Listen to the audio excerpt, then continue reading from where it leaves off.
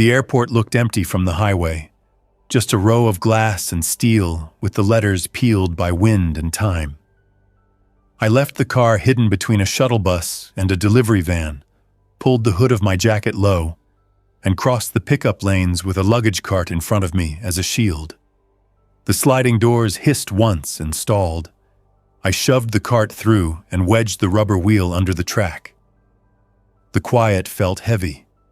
The only motion came from a torn airline poster that flapped against the glass. I waited in the vestibule for a full minute and watched the reflections, because the glass told the truth faster than my ears. Nothing moved except dust. I stepped in. The check-in hall spread in both directions, a long grid of silent counters, dead kiosks and stanchions with loose belts hanging. The departure board kept one stubborn line of pixels alive in the corner, a thin blue stitch on black. The place smelled like old coffee, cleaned floors, and a faint rotten edge from somewhere I could not see. My shoes clipped on the polished tile and bounced sound into the high ceiling, so I moved slower and kept to the rubber runners that once guided people into lines. A pair of rolling suitcases lay on their sides, tags curled and yellowing. I stepped around a child's backpack with cartoon patches and did not look inside. I had food for a day and a half, water for a day, and a plan for neither. The plan was to stay ahead of the next need. Security sat in the center like a checkpoint on a river. The metal detectors were dark, and the X-ray tunnel had a bag stuck inside. A uniform jacket hung on the back of a chair with one sleeve turned inside out. Beyond the ropes, escalators ran down to arrivals, and the sound from that well felt wrong. Too open, too ready to carry one noise all the way across the building. I backed away and looked up. The airline lounge on the mezzanine had glass walls and a single staircase. That meant clear sight lines and only one approach to lock. I decided to sleep there if I could. First, I needed food and water close at hand, and I needed to know every door that could ruin a night. By the windows, the concourse retail bowled around the security island. A newsstand, a coffee bar, a sandwich chain with its sneeze guard still taped. I ducked under a half-closed roll-down gate at the newsstand by lifting it an inch with the pry bar from my pack and sliding on my back. The floor smelled like printer ink and gum. I pocketed 2 lighter packs, a local map, and a strip of batteries with only one missing. In the cooler, someone had left a bottle of water with the seal intact under the top shelf. The light caught tiny bubbles when I tipped it. I took it and left a note in thick marker on the counter. Taking sealed water, no harm meant. Because sometimes you do a thing for the person you hope might still be in the world. The coffee place had sugar packets, protein bars behind the counter, and a small back room with a mop sink. I opened the faucet and let it run, sniffed, then filled a collapsible bottle. The building still had pressure. That meant a tank on the roof, or enough left in the municipal line to last through the night. Good now does not mean good later. I stacked the protein bars in my pack, left the stale pastries, and pocketed a roll of trash bags and a box of nitrile gloves. The gloves help when it gets messy in ways you do not want on your skin. I kept the thought shallow and moved on. Every sound I made seemed to wake 3 more. I worked quiet habits. Step on carpet strips, avoid dropped coins and broken glass. Pause at corners long enough to let the place breathe and talk back. Past security, a door marked "Authorized Personnel Only," had been forced once and tied off with phone cable. I cut the cable and eased it open. A maintenance corridor ran behind the concessions with faded paint lines on the concrete. Someone had marked arrows in grease pencil, Gate C6, and power with a question mark. I followed the first arrow until the corridor ended at a cross passage with a wide view slit over the concourse. From there, I saw the gates and the wall of windows that faced the tarmac. Beyond the glass, aircraft tails lined up in a row, colors from a different life. One jet bridge stood crooked, still attached to a regional jet with its door open. Wind rocked the canvas hood and pushed a soft thud through the giant room. I counted 3 infected down on the apron, slow and uncertain, wandering in lines that made no sense and every sense. The glass kept them out, for now. I climbed to the mezzanine lounge next. The staircase had a metal shutter rolled up into the ceiling with a key slot in the side rail. I pulled it down a few feet and tested the latch. It still caught. The lounge door itself had a badge reader with a dead light. I wedged the pry bar between the handle and the frame and leaned. The metal flexed, the latch surrendered, and the door opened on a room that had been clean once and now wore dust like a thin film on everything. Couches, low tables, a glass wall with a view straight down the concourse, a bar with an undercounter fridge, dark now. I walked the perimeter, closed the blinds on 2 interior offices, and found a fire door with a crash bar that led to a back stair. I braced it with an overturned end table and looped a luggage strap through the crash bar and around the stair rail. If someone hit that door from the other side, the strap would hold for a minute, and a minute is a lot in an airport. I made noise on purpose then. I slid a table across the floor to hear the carry. I tapped the glass wall with a pen. The sound died fast. Good. That meant the mezzanine ate sound and offered warning if the concourse woke up. I brought up what I needed for the night: water, the bars, the gloves, a blanket from the first-class pile behind the lounge desk. I laid 2 glow sticks in a corner and cracked only one. Dim green filled the room. I sat against the glass and watched the empty gates until the afterimage of the day pulled my eyes down and loose for a minute. A voice jerked me awake. Not a person, an announcement. The public address system stirred and ran a recorded message in a cheerful tone that did not know the date. "Welcome to," followed by a glitch, then a second voice rattling with interference. "Security status amber," and then silence. The sound bounced down the concourse, seeped through glass, and rolled toward the tarmac like a thrown plate. The 3 infected on the apron raised heads at once and turned toward the windows. One put both hands on the glass and slid a smudge down the pane. Motion lights above the gate flickered. My mouth went dry without permission. I stayed still and turned the glow stick on its face so the light fell against the carpet only. The lounge breathed with the building. The announcement did not repeat. I counted to 100 and heard nothing but a far hum from somewhere behind the walls. When I moved with work to do. I found the paging microphone in a cabinet near the lounge desk, traced the cable, and unplugged it. Then I went into the hall outside the lounge and removed the speaker cover with the screwdriver from my kit. I cut the pair of wires and taped the ends, not clean work but enough to keep the mezzanine quiet if the main system tried again. Down on the concourse, the infected drifted away from the glass and followed something I could not see. I breathed out through my nose and tasted old duct. The night sat down proper. Airport nights are not dark. Glass holds the day for a long time, and every button in a terminal wants to glow.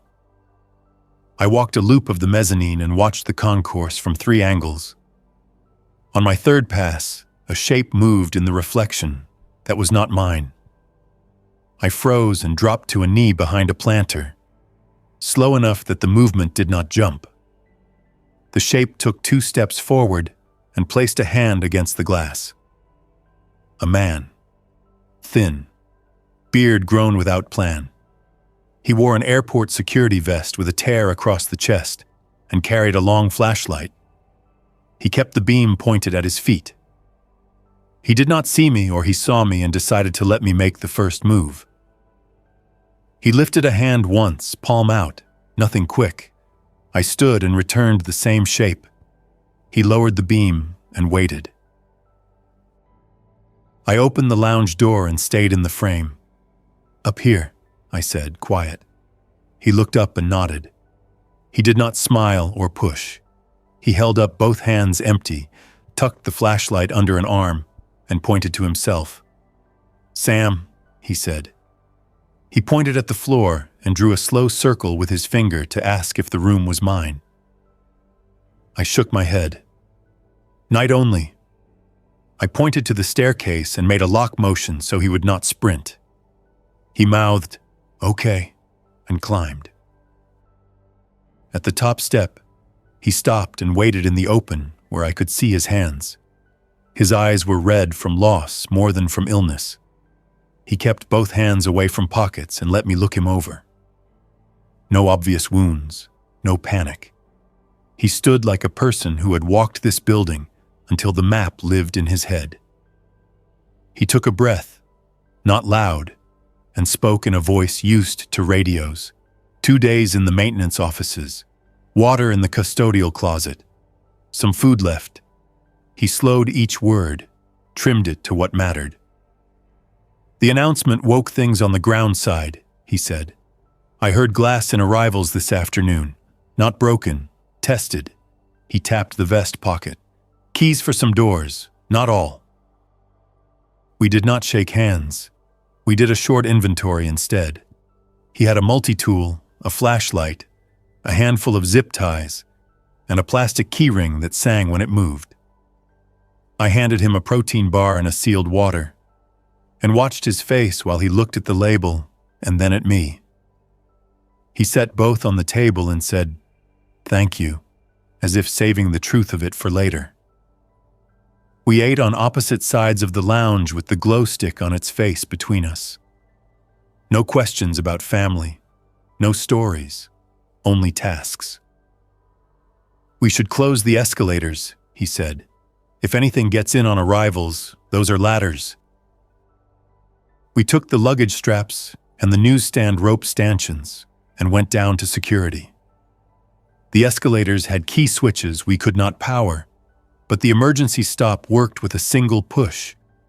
We set stanchions at the top and laced the belts across, not as a wall but as a warning net, and tied the belts to the rails with zip ties so a hit would make noise. I wedged a mop bucket in the center of each step halfway down and fixed it with the rough map of knots that I learned from working with too few hands. The picture looked silly, but silly works when noise matters more than strength. At the Lost and Found, we took 2 fleece jackets, a pair of work gloves that fit me, and a pack of pencils. Sam checked the doors along the far wall. "These go to baggage," he said. "A lot of concrete and hide spots. I don't like it." We deadbolted the ones we could and ran a luggage strap through the handles of the double doors that could not lock. Zip ties through the strap kept the handles pinched. We slid a copier in front of the strap, then a vending machine in front of the copier with a slow, long shove that left streaks on the tile. I thought about loud noise drawing attention. The sound went out in waves and died. Nothing answered. On our way back to the lounge, we passed the souvenir shop where a cardboard standee of a smiling pilot grinned under a film of dust. I started to move past and then stopped. A first aid cross hung in the back corner. The glass door had a jag of safety tape at the lock. I pushed, and it opened with a click that felt careless. Inside, the first aid cabinet was half used. I took sealed gauze, a small bottle of antiseptic, and a foil pack of water purification tablets with a punched date I did not trust. I took them anyway. Sam put 2 more protein bars in his vest and said without heat, "We might need to keep a log if we stay. What we take, where from." He was not giving me a rule. He was inviting an agreement. I nodded. Tonight, we just make sure we get a morning. The wind came up outside and pushed against the window wall. The jet bridge canvas thudded again. Far off, something metallic fell and tumbled. We both stopped and looked through the glass. At gate C6, the jet bridge shifted in the gust and settled. Down on the apron, one infected turned and drifted toward the sound, held for a moment by curiosity that was not human and also was. Sam said, "I had this place on the second night. Power still up then. I put the TVs on a loop to drown out the noise in my head. That drew things to the windows. I learned quick." He looked at the empty counters. "Power died yesterday." Back in the lounge, we made a map on the wall with a marker pulled from the staff drawer. Boxes for gates A through D. Squares for the escalators. For the back stair, for the baggage doors. We wrote small notes. PA cut here. Strap here. Water here. The act of naming made the space hold still for a minute. Sam stretched his back and winced. "I can take first watch," he said. I shook my head. "We do one more thing." He cocked his head. I held up the radio from my pack, a small portable with a long antenna taped at the join. "Scan," I said, "just in case the tower is alive." He did not laugh at the idea. He set the radio on the table, turned the knob, and walked the dial. Static carried in a thin ribbon at several points. Distant stations bled in and out with music warped by the weather. Perhaps a generator somewhere with a station manager who never left. Then a voice cut through on an emergency band, weak, words stretched by space. "Runway, lights, East Field, generator, 3 hours at dawn." It faded. Both of us stood bent over the radio as if closer helped. The voice came again. "Gate, fence, breach, not today, sunrise." And then it slipped into noise for good. Sam's eyes tracked the empty air above the radio. "East Field is the general aviation side," he said, "separate from us. If the fence is open over there, this side is going to feel it." He looked at the map. "Dawn gives us light and shadows both. We should be done moving heavy things before then." We worked. The hours between midnight and the first blue line were an inventory of effort. We dragged more machines to block lines of sight from the street. We wheeled airport benches to form choke points at the gates. We layered the belts from the stanchions into tapes across the concourse and tied little bells to them, Christmas leftovers from the store, so a trip would sing. In the coffee back room, I found a case of small water bottles with a cracked box but intact seals. We split the weight, stashed half in the lounge, half in the maintenance corridor on a shelf marked filters, and noted it on our map. That felt like how you talk to your future self. At one point, we passed the restroom and heard a sound from inside that was not building noise. We looked at each other and then stepped to either side of the door. I knocked twice with the flashlight and stood back with the pry bar down at my side. A stall door creaked. The air carried a sour wash that warned us before sight did. The thing that came out had once been a traveler in a bright vacation shirt now speckled with old stains. It moved toward the sound in a straight line and hit the counter with a forearm. The mirror gave it 2 targets, and it hesitated. We backed away together to draw it into the hall and then turned the corner so it would commit to a direction and keep going. It did. It shambled past, hit the belt of our stanchion line, and set the bells moving. The sound carried. From the far end of the concourse, an answering shuffle started like a broom dragged on tile. We did not engage. We lured the first one down the escalator with a trail of dropped plastic bottles that rattled on each step. It followed sounds down into shadow. We cut the belt behind it. We stood there in the still air and listened for more. None came close. We breathed out together without saying it. Near 4 a.m, a soft thudding came from the arrivals level. The sound grew to a rhythm that matched decisions rather than random wandering. I killed my light. Sam stepped to the edge and leaned just enough to see. He whispered, "Group at the glass doors. Maybe 6, pushing in shifts." We moved to the escalators and crouched. The belts we tied across the top swayed without breaking. A long smear slid under the glass door downstairs, the kind that comes from hands with no plan. Then a loud crack. The door did not fail, but something in the metal frame gave. Sam touched my shoulder and pointed to the service corridor. Without a word, we went for the baggage doors and tightened the strap. I rolled the copier another inch and wedged a wheel chock from the jet bridge supply bin under a corner to stop movement. The thudding rose, peaked, and faded. Sounds often do this just to train you. We waited through 2 more cycles. On the 3rd, the rhythm broke apart into the scratching steps of something that had forgotten its plan.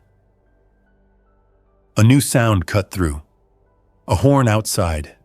Long, steady, not frantic. The infected down on the apron turned toward it like grass to wind. Out front, a vehicle rolled through the drop-off lane with headlights off and one hazard light blinking. It stopped where the lanes curve.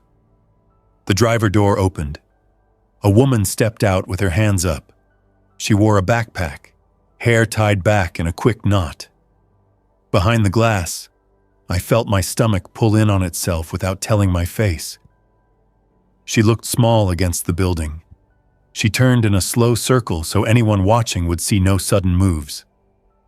Then she pointed to the glass and tapped the universal sign for water. I looked at Sam. He looked back and did not say no. He also did not say yes. We both looked at the arrivals doors where the glass had taken a beating. The woman stood alone. No one unpacked from the passenger side. That did not mean she was alone. It meant she knew how to stand. I jogged to the vestibule above the doors and cupped my hands on the glass. She saw me and did the same. Her mouth formed a word I could not hear. "Please." I held up a finger to ask for a minute, and then pointed to the side door for airline crew, smaller, with a lock only on the inside. She nodded once, moved to the exact spot, and stood still again. We took the keys and the pry bar and moved down the back stair to the corridor behind the door. Sam held the radio to his ear while we waited in the shadows, listening for that horn again, for any engine cough, for voices that did not belong. Nothing. I put my mouth to the seam. "On 3, move in and hold still, hands up, 1 at a time," she said, "Understood," in a voice that had done this before. I counted. On 3, I slid the bar, turned the deadbolt, and pulled. She came in fast, closed the door behind her, and put her hands up again. I patted down the pack while Sam watched the glass. No bite, no bandage, no fresh blood, a small folding knife in a side pocket. I took it and set it on the floor, then pushed it back to her with my foot. "You can hold on to it," I said. "Tip stays closed." She nodded and kept her hands up until I told her to drop them. "Ruth," she said. "Truck out of gas. I saw the jet bridge move. I guessed someone was still inside." She looked past me toward the concourse. "No noise trap on the crew door means you watch this part of the building."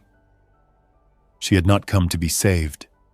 She had come to join work. Sam said, "We do a hold upstairs. You'll stay glassed in for the first hours." She accepted that without fight.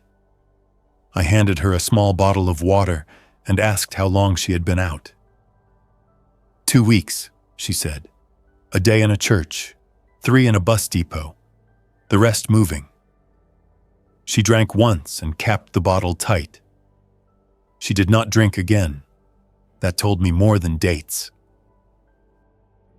Inside the lounge's small conference room, we set an air mattress from the lost and found and gave her a blanket and a protein bar. She ate half. Her eyes tracked to the radio. "Anything?" she asked. "A voice at East Field," I said. "Mentioned runway lights at dawn." She closed her eyes and leaned the back of her head against the glass. She kept the protein bar in her hand like a ticket. "If East flips lights at dawn, the whole city will notice." She opened her eyes. "So will everything else." The last hour before sunrise stretched long. That is the hour when the body expects home and the world gives you a test.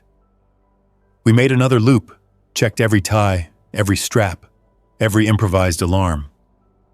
I taped a note to the service corridor door in thick letters for a future version of us who might be running and not thinking.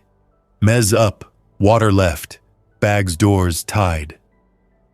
It felt ridiculous, and also like a rope thrown across a river. When the sky broke from black to gray behind the tails outside, the building changed. The glass stopped being a mirror and turned into a window again. The concourse took on edges and corners.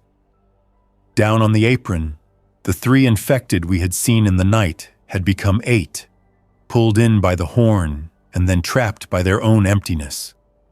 A flock of birds tested the roofline and scattered when one infected raised an arm. It never looked up. It only responded to motion in front of its face. I filed that observation away not as science but as a small tool. At exactly the moment the sun touched the runway far to the east, a string of lights blinked on across the general aviation field, half a mile away through chain link and a strip of scrub. The line of bulbs came to life one by one, and then a few died and flicked back up, as if the wire had argued with itself. The voice on the radio did not return. What did return was sound.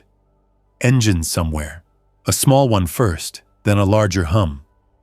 The infected on the apron all turned at once and drifted toward the far field. The glass at our gates settled into the roll of an aquarium wall. The city beyond the airport gave us the same answer it always does. Movement invites more movement.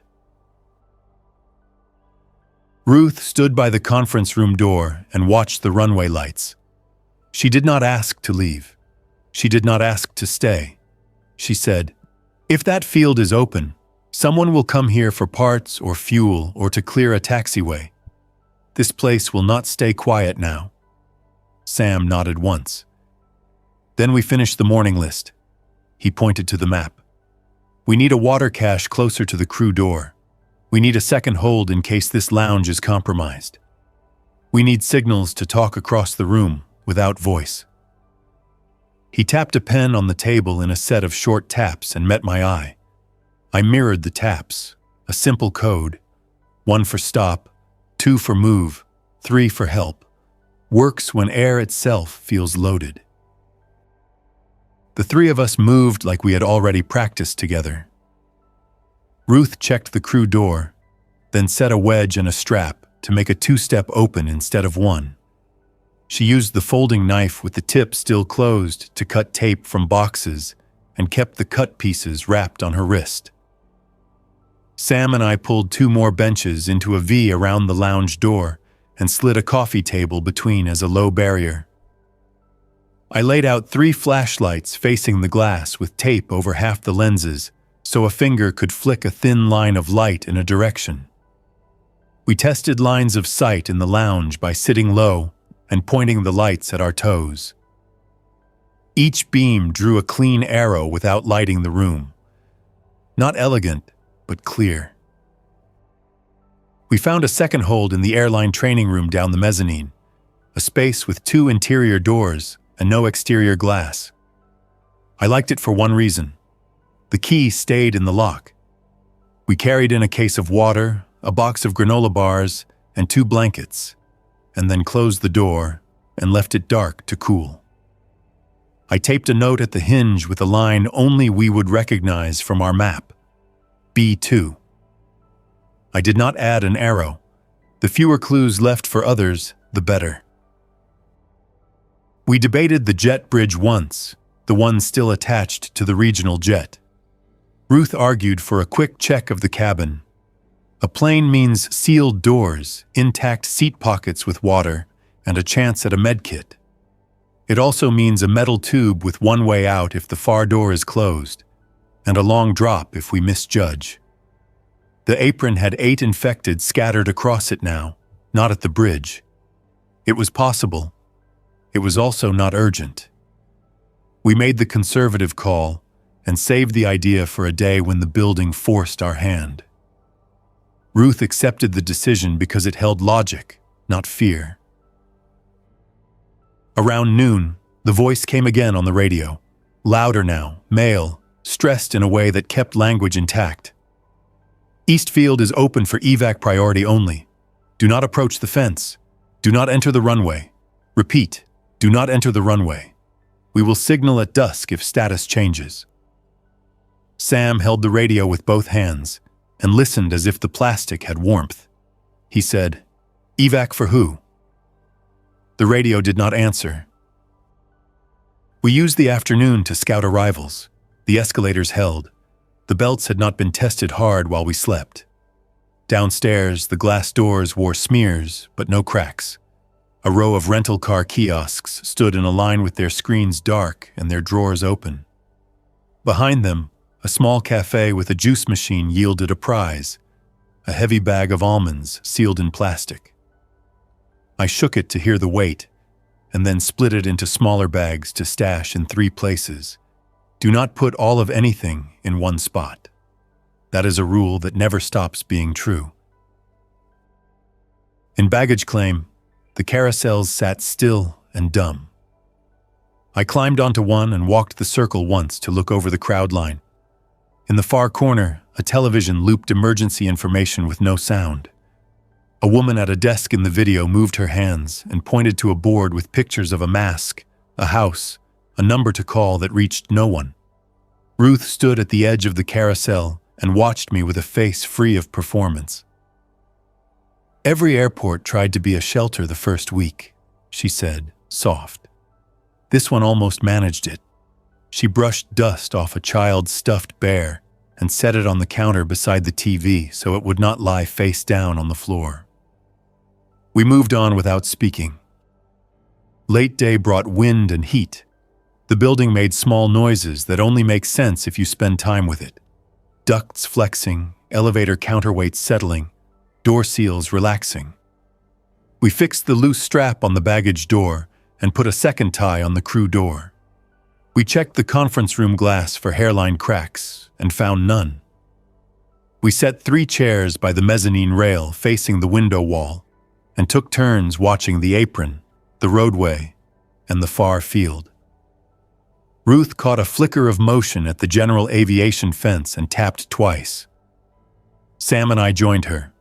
A small group moved along the fence line, 4 figures, careful, heads on a swivel. One carried something long, maybe a tool, maybe a weapon. The group tested the fence near a service gate, found it wired shut, and moved on. None looked up toward us. That told me the East Field had eyes out there, and those eyes were not ready for guests. We waited for dusk, and for that promised signal. Waiting is work. It is the job of turning nervous energy into small tasks that add up to a plan. I counted batteries and wrote a list on the map of what we would steal later. Headlamps from the camping store, canned soup from the staff cafeteria if any survived in a back freezer, spare radios from security. Ruth cleaned the first 8 items with antiseptic, not because dirt would kill us today, but because clean habits pay interest. Sam dismantled a broken rolling chair and used the wheels to make a low trolley for moving water without scraping it across tile. Each small thing became a way to keep the world from turning us into the kind of problem that could not solve itself. At dusk, The far field blinked 3 times in a slow pattern with the runway lights. We all counted without talking. 3 long, pause, 3 short, pause, then dark.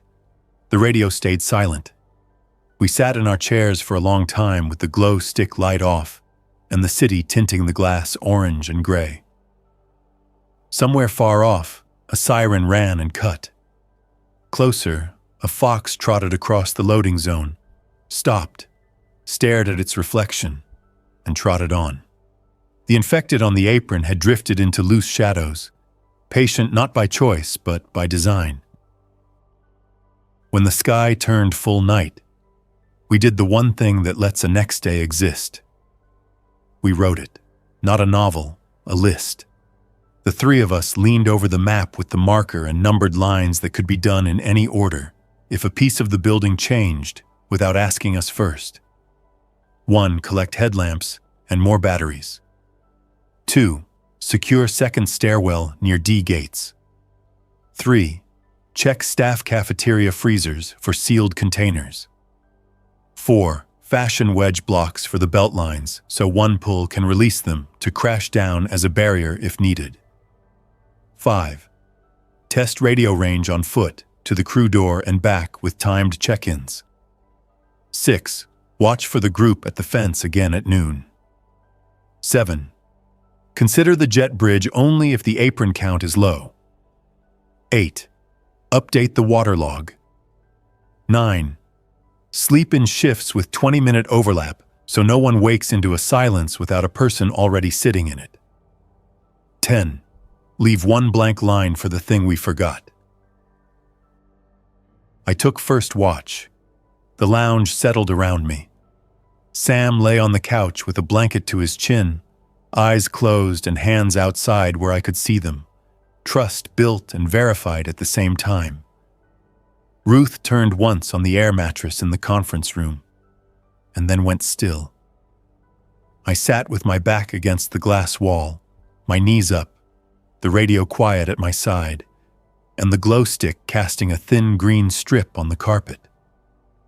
Outside, the jet bridge canvas moved in the wind again and thudded, and the infected below turned, as if someone had called a name it almost remembered. I watched it forget, and I let that teach me something about patience that did not make me soft. An hour into the watch, the concourse gave me a test. A service door down by gate C10 shivered a little like someone leaned on it from the other side. I stayed seated and raised the flashlight with the tape over half the lens. I sent a single line of light toward the door. The line stopped on the metal and did not waver. I did not move. The door shivered again and then settled. A few minutes later, a shadow rolled along the base of the glass near the windows, low and four-legged. The fox had come inside somehow. It padded to the center of the concourse, sniffed an empty coffee cup, and then pricked its ears at a sound I could not hear. It slipped under a bench and disappeared in a way that told me more exits exist than the plan accounts for. I made a note. I did not chase it. Near midnight, the public address system tried again in some far wing we had not cut. A single chime sounded, faint but pure, the same tone that had trained 1,000 travelers to lift heads for years. The sound drifted and died. No voice followed, no recorded welcome, no amber alert, just the memory of a system that wanted to still be a system.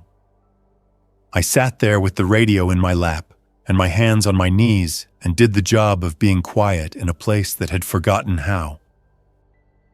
Toward morning, the clouds stacked low over the runways and fog started to form along the grass beyond the tarmac. The runway lights at the far field stayed dark. The infected on the apron had found corners to rest in a way that was not rest. A plane far above crossed without lights, a dark line against darker sky. The sound reached us late, a soft thunder without source. Ruth stirred and sat up. She looked through the glass at nothing in particular, and then at the map on the wall. "I can handle the headlamp run," she said, voice rough with sleep but steady. Sam pushed himself upright and rubbed his face. "I'll check the D stair," he said. He looked at me. "You decide about the cafeteria." He was not delegating to get rid of it. He was handing me a choice that would shape the next day's risk.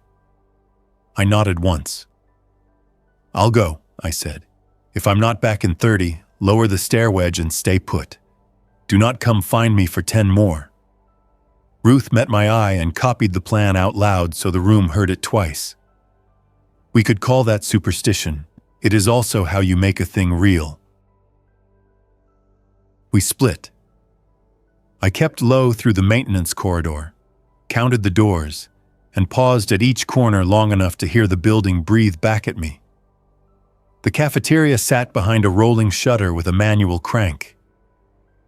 I turned it slow, 2 teeth at a time, and held tension between each turn so the ratchet would not snap back and sing. Inside, stainless steel counters and plastic trays waited like a paused scene.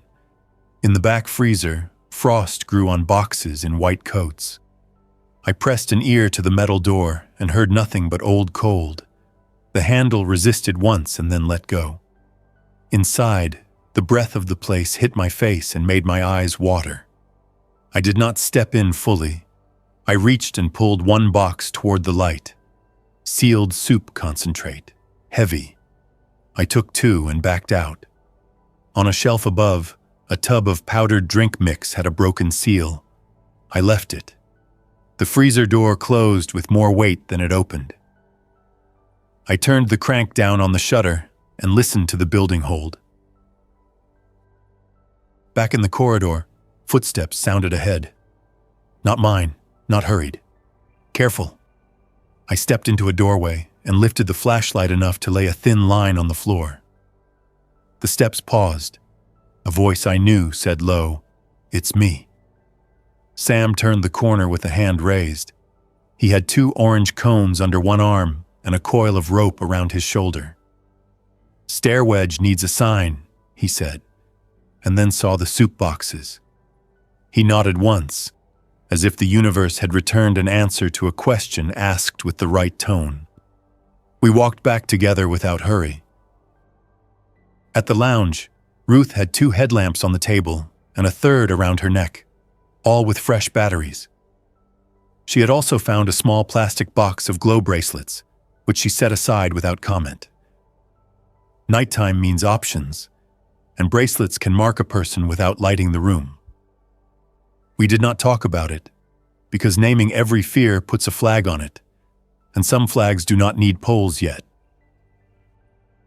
The second morning came on with less surprise and more work. The east field did not light. The radio stayed dead. The infected count on the apron dropped from 8 to 5 with no clear reason. The fox returned and watched us from the top of the escalator with calm interest, then vanished into ducts again. We drank water in slow sips and ate a measured breakfast. We adjusted the map and added notes in smaller handwriting, because space runs out faster than hope if you do not plan for it. By afternoon, we had our routines.